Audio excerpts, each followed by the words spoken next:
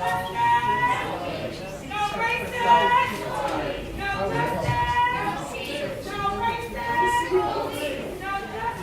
thing to add, the supervisors here and the voices from the community have asked for experts and counsel on the matter at hand.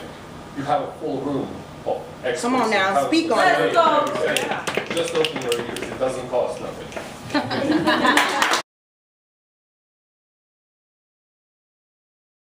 I don't understand all of this stuff, you know, but I did read an article about the monitoring program. I have to say that I'm quite ignorant about a lot of these issues.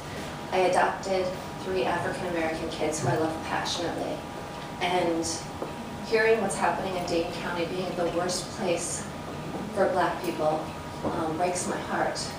I either have to move to Sweden or become active.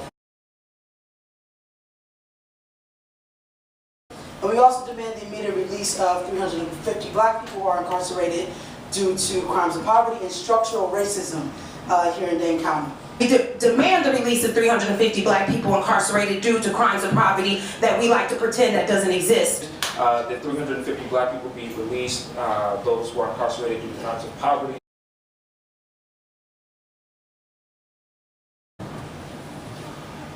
We demand the release of 350 Black people incarcerated for crimes of poverty.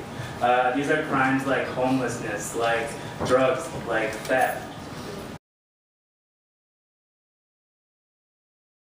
Secondly, I'd also like to say policing has a lot to do with that. People don't walk themselves into jail. Police go and get those people and take those people to the jail. People don't just wake up and say, I'm going to walk into jail. No, people are picked up by the police. So the police have a direct responsibility in people being in jail. And I am disappointed in the leadership of the police that would say we don't have a role, because my understanding of leadership means that you are responsible for yourself and the entity in which you lead. Which means that the leadership of the police should be saying, yeah, we did do that. Let's do something different.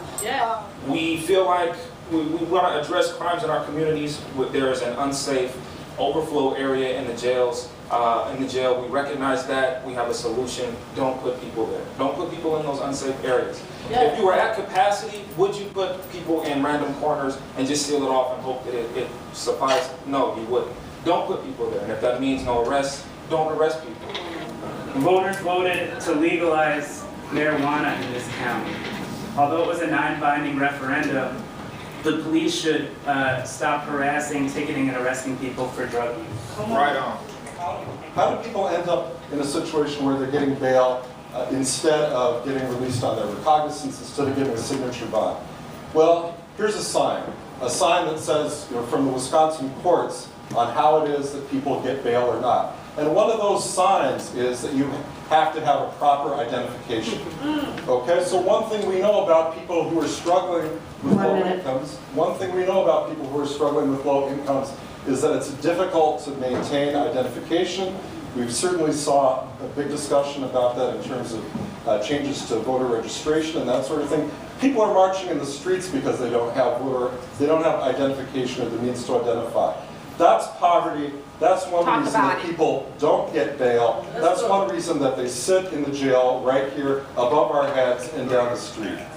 To combat poverty, we should spend the $140 million or $170 million or whatever this new jail costs on green jobs, retrofitting old inefficient houses, creating mass transit that can actually get people to work on time, building wind and solar power, and stop the criminal rate charges and changes by MJD.